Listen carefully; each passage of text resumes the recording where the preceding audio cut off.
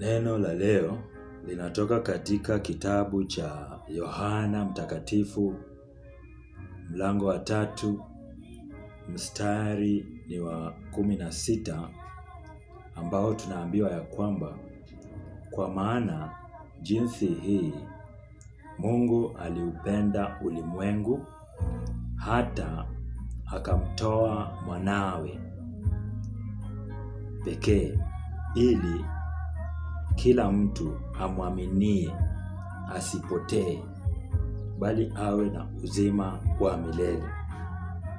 Sasa neno hili linasema ya kwamba Mungu aliweza kumtoa mwana wake wa pekee akuja hapa duniani aweze kutujulisha neno lake falme na kutuonyesha jinsi tunavyofaa kuishi.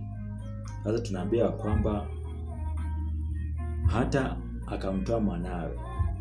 Sasa alikuwa pamoja naye kule mbinguni, akamleta huku ili awe pamoja nasi, na akakuja akafunza neno ambalo liko karibu nawe. Kama uko na Biblia uko nayo unaweza kuona, na akakufa ili kutuokoa kutoka kwa dhambi, maovu, na kutuokoa kutoka kwa uoga wake yule mwovu Shetani. Kristo alipokufa na kufufuka ametupea sisi ambao tunamwamini mamlaka yote katika dunia hii. Sisi ambao tunamwamini Yesu Kristo tuko na mamlaka yote. Tuko na mamlaka na uwezo wa kuponya, tuko na mamlaka na uwezo wa kufufua, tuko na mamlaka na uwezo wa kukemea yule mwovu Shetani. Yesu Kristo alipofufuka alisema kwamba ametupa sisi uwezo. Chochote ambacho tutafunga hapa duniani kitafungwa huko mbinguni. Chochote ambacho tutafungua hapa duniani kitafunguliwa huko mbinguni. Na akasema pia tukiwa na ndugu yetu ambaye ako na dhambi, tukimsamehe kwa niaba yake Yesu Kristo amesamehewa.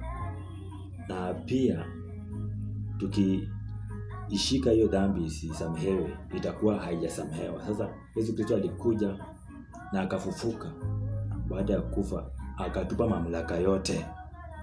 Sasa ni mzuri umwamini Yesu Kristo ili tusipotee bali tuwe na uzima wa milele. Sasa ukimwamini utakuwa na uzima wa milele.